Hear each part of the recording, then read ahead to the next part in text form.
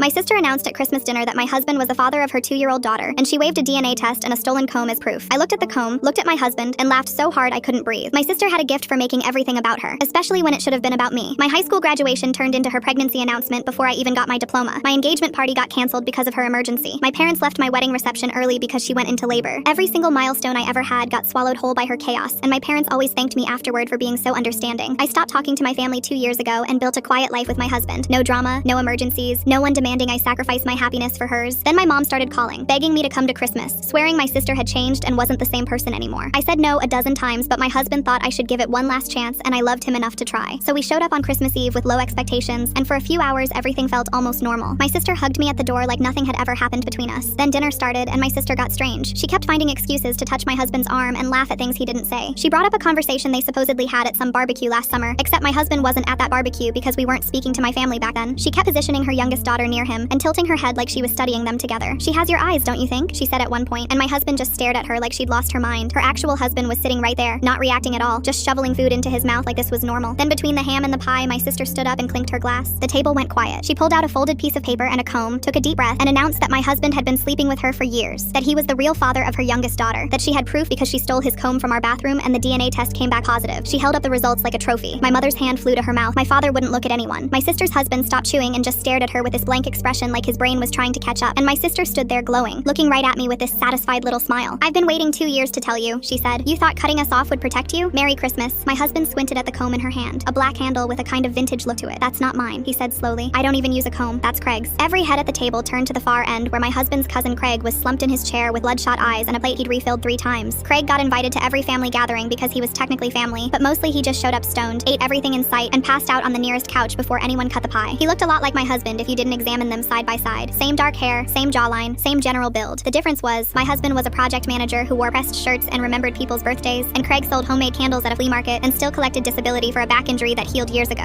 They could pass for brothers in bad lighting, but only one of them had ever held down a real job. My sister's face went through about 15 emotions in 2 seconds as her eyes darted between my husband and Craig, comparing them, finally seeing what she'd somehow missed for years. Then the color drained out of her completely. She hadn't been sleeping with my husband at all. She'd been sneaking around with Craig this whole time and was too stupid to realize they were different people. All that scheming, and she couldn't even tell 2 cousins apart. Her big triumphant DNA test didn't prove what she thought it proved. It proved Craig was the father, and she'd just announced this to the entire family, including her own husband. "Wait," he said, his voice cracking. "You cheated on me." He pointed at Craig, who was squinting around like he'd just woken up from a nap. With him, Craig blinked a few times and mumbled, "Yo, what's happening right now?" My sister burst into panicked tears, the kind where you realize you just detonated your entire life and there's no taking it back. Her husband walked out without another word. My mom started screaming at me like I'd somehow orchestrated the whole thing. I grabbed my coat, looked at my parents, and said, "Thanks for inviting me." Then I walked out into the snow with my husband and didn't stop laughing until we hit the highway.